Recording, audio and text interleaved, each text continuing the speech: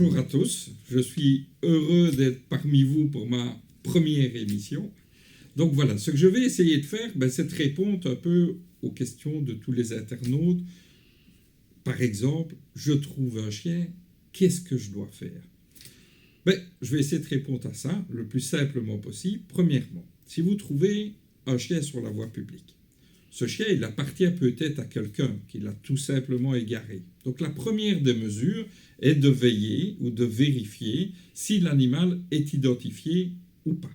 Donc c'est de se rendre soit chez un vétérinaire, soit de se rendre dans une administration communale ou un bureau de police, parce que certains ont un détecteur de puces, ou alors par exemple dans les magasins Tom & Co, qui généreusement vont scanner le chien, vérifier si ce chien n'est pas identifié. S'il est identifié et que les données sont visibles, on pourra vous dire il appartient à telle personne, et alors simplement c'est d'aller le redéposer chez cette personne ou de prendre contact avec. Ça, c'est une des choses, c'est la première des choses.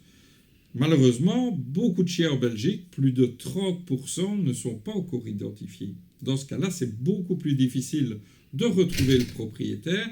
Et ce que je pourrais vous conseiller, alors, c'est de le déposer dans un refuge.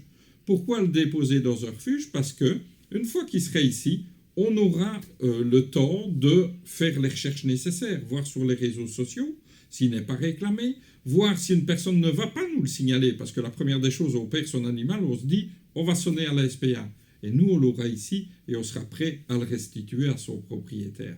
Bien entendu, avant la restitution, il sera remis en ordre. Parce que le principal, et ça c'est la chose à retenir, c'est si vous avez un animal de compagnie, il faut l'identifier.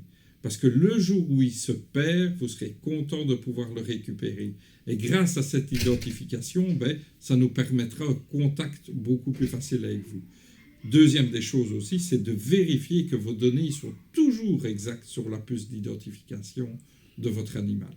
Voilà, c'est les premiers conseils que je voudrais à vous donner pour aujourd'hui. Merci à tous et à la prochaine.